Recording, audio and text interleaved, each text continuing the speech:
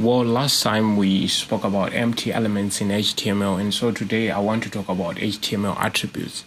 Right, so what are HTML attributes? What is an attribute in HTML? So an attribute is some kind of a key value or a name value pair which provide more information about an element. Right, so where do we find these attributes? These attributes are passed into the opening tag of an HTML element. For instance, if I have a P element over here, if I want to pass attributes to this particular element, I have to pass them into the opening tag.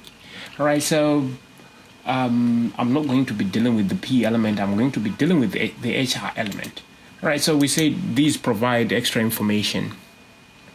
And one thing to note, all elements in HTML can have attributes, but there are some elements that require attributes, okay? So in those elements, attributes are required and it's not optional. In elements like HR is optional and others, right? So I'm going to deal with the HR element, right? So what kind of attributes can we pass into this HR element? And so let's get to our web page and look at our web page. Let's say this line over here, the horizontal rule, we wanted this to be about 50% of this web page.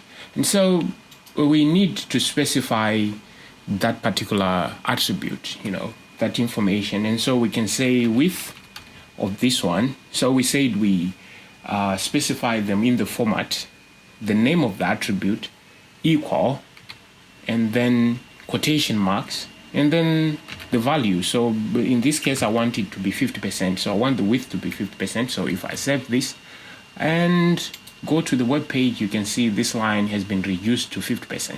Obviously, this line has got a default alignment, and that means we can align. We can also pass another attribute to align that HR. So right now it has got an alignment, an align attribute of center. We want to align it left, and so I can specify that in here.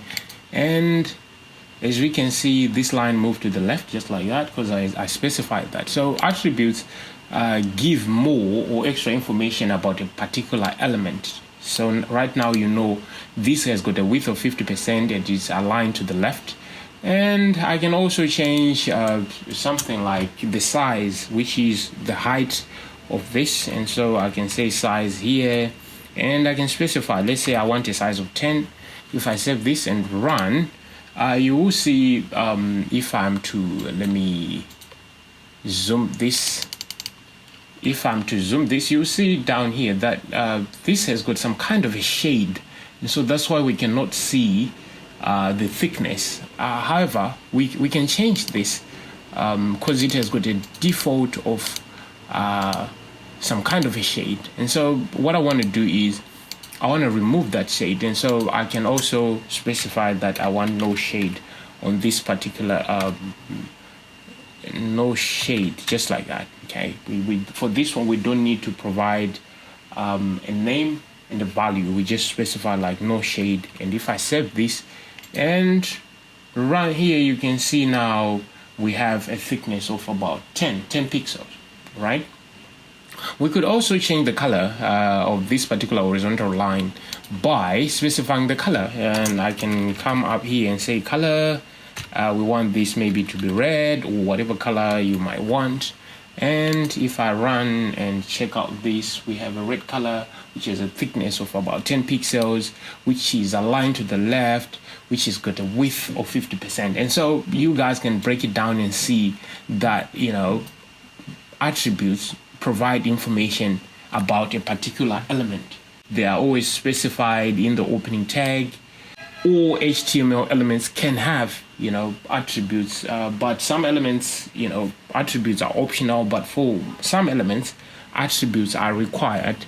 And they are specified in this format, the name equals to the value in quotation marks, just like that. And so these are attributes. And so from now onwards, you shall see me, passing attributes into the opening tag. All right, so I want to thank you for your time. I hope to see you in our next video. Now I'm out. Bye-bye.